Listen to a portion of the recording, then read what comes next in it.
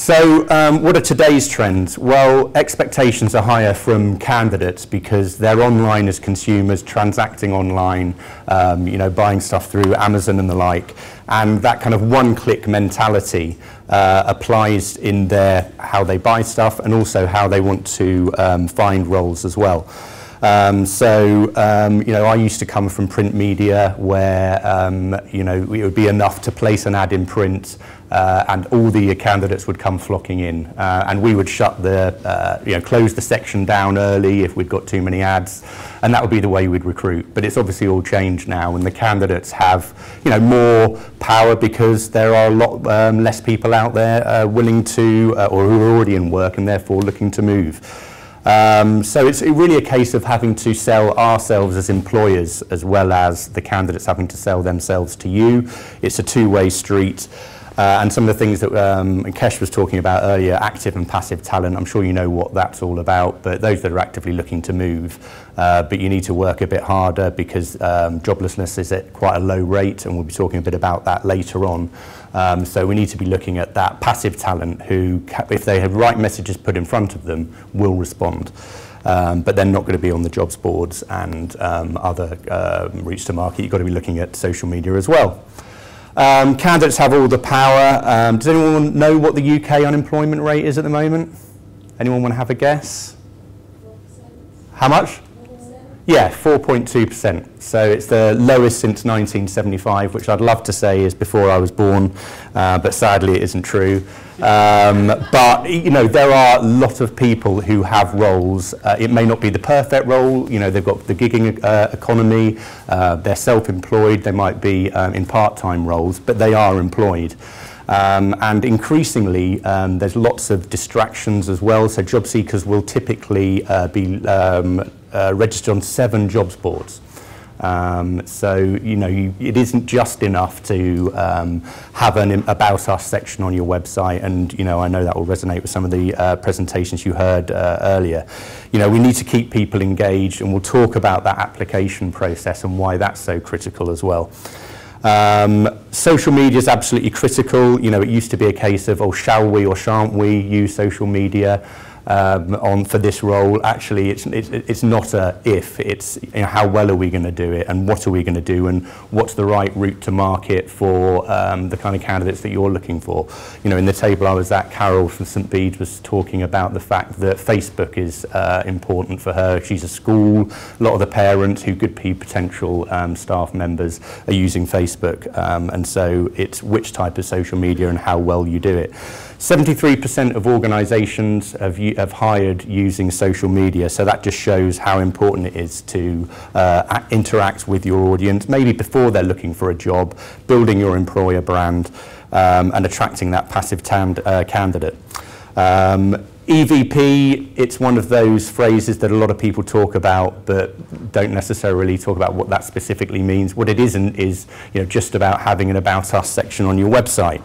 It's about painting a picture of what it's like to work in that environment, maybe videos of the office environment, people who work there currently talking about what it's like to work there.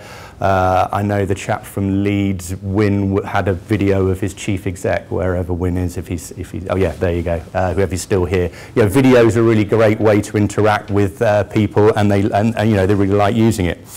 So it's about attracting the right people, but if you get that message out about what it's like to work for your organisation, you're more likely to retain them because you've painted a picture of what it's like to work there. They'll get a picture, and to sort of challenge those perceptions that you might have within policing as well.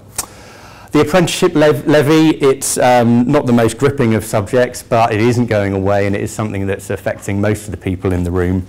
We did a survey with Live in Marketing, and 37% of people were talking about how they'd love to be able to move departments, and that's really important to them when thinking about where they want to do their apprenticeship. So most of you represent large organisations with different departments, so you can offer that as part of that attractive way of getting apprentices to apply. 81% of apprentices start their search for a job on Google, probably unsurprising, but I'm probably surprised it's not a bit more actually. But what's something that a lot of people don't realise on apprenticeships is that graduates can be included. on those apprenticeships. So if you are looking to meet those quotas and requirements for apprenticeship, do make sure you're considering grads as well. Senior recruitment, 90% of people in the higher salary band don't actively look for roles, but if a message is put in front of them, they will respond. So that's why it's key to be using social media. Kesh, you were talking about internal headhunting as well, absolutely crucial. Big data, again, one of those phrases that's talked about a lot. There's a lot that you can do to help improve how you recruit. So be that media tracking, so looking at all those different media resources, routes to market you're using. So Google, Facebook, the jobs boards that you're using, your own job site. There are companies out there, we're one of them, that can put tracking links into those application methods, and you can see where that response is coming from. We'll talk a bit about that later as well. Google Analytics, you may well have that for your website. You can see where people are dropping off in that application process. You know, how well are they using that search? How many clicks are they doing? How many jobs are they looking at on your site to help learn and how you can tweak your website? And finally, having an applicant tracking system, which I know Kesh spoke about, to help reduce that time to hire. You know, is it those pesky hiring managers who are taking too long to shortlist? Is it the getting sign off, and actually what can we do to try and exacerbate that and overcome that, overcome it, to reduce that time to hire? If you've got an ATS, it will give you that data. So what should you be doing tomorrow when you go back to the office? So attraction is really about how you get the right people to apply for your roles. As we've talked about earlier, that unemployment rate is particularly low at 4%. So, you know, there are going to be a lot of people who aren't actively looking to move, but they are on Facebook and they are on LinkedIn for various reasons. So do think about the kind of roles that you're trying to recruit for and where people are going to be hanging out. Because, you know, a graduate is going to be going to different places than maybe a head of service in local government or a director or an HR director where they would be hanging out. Visibility of where your applications are coming from. John Wanamaker has a quote, you know, I know that half of my advertising is wasted, but I don't know which half. Well, with media tracking links, it will help you find out, you know, which routes to market are giving you the good quality candidates. So not just those that apply, but those that you hire as well. So do consider applicant tracking systems, which, you know, we supply, but obviously other suppliers are available. Google's absolutely critical. The stat showed 73% of job search start there. So do think, you know, when you're going on, when you're doing a search on Google, do have a look. You know, I know the Natural History Museum are here. You know, museums in museum jobs in London. Where do you come up? Both in the natural search, but also paid search can be, you know, a very cost-effective way to drive people through to your site, and it doesn't have to cost tens of thousands of pounds. Do think about when candidates will be online. Sunday evenings, as we've spoken about already, but Monday morning on that horrible commute in, a lot of people might be using trains or tubes. It's raining, they're not feeling happy. They will be considering whether they want to keep doing that. On the way home after a terrible Monday, can't imagine what that would feel like, seeing as I've got lots of my colleagues here. But apparently people do feel they want to move jobs on a Monday evening. The second part is telling your story. So you're putting all that money into Google and your natural search engine. What does your website, how does it resonate with those kind of candidates that you want to approach? How does it talk to them, and what is it you want to say? Again, you know, we've spoken about it before. The candidates need to sell themselves to you, but you need to make sure you've got an accurate picture of what it's like to work for that organisation. What information do they want before they apply? You know, how important is that role to your business? Be honest about that, you know, especially if it is very important. How long is the recruitment process? What is the recruitment process? And when would you like to have that person on board? Again, you know, make sure it's relevant to the particular role that you're applying for. We design microsites that are relevant for social care and planners and ICT and project management, where you can very simply, quick and easy, have something that talks to that particular candidate market. You can do that yourselves, you know, you don't have to ask us to do it. But often put yourself in your candidate's shoes. You know, where are they hanging out online? When are they going to be online? And make sure you treat each role differently. Think about what's going to motivate them. You know, a graduate might well be motivated about moving around within the business, getting lots of experience, career progression, whereas someone more senior, a director, is going to be motivated by something different. You know, it could be team size, budget, external PR opportunities.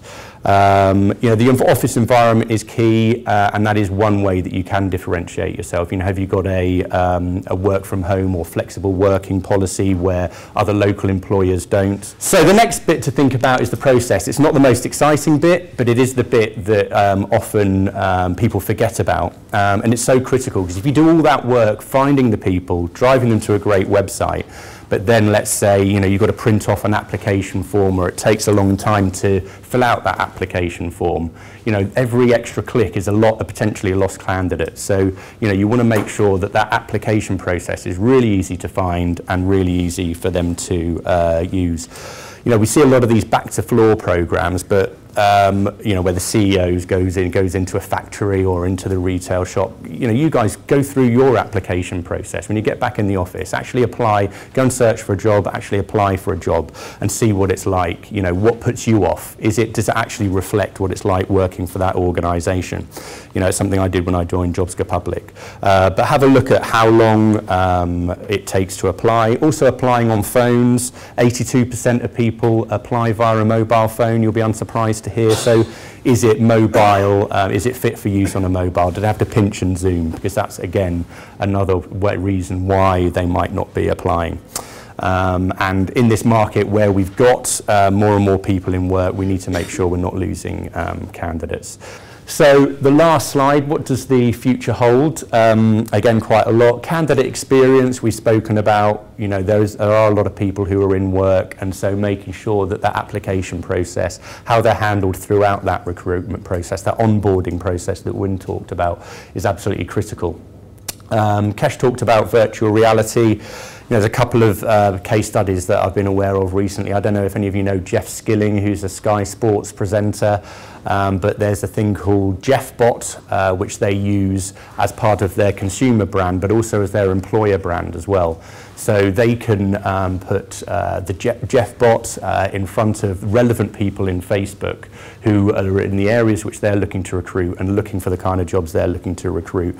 And you can ask natural questions. So about the culture, the locations, their application status, the benefits of working for Sky.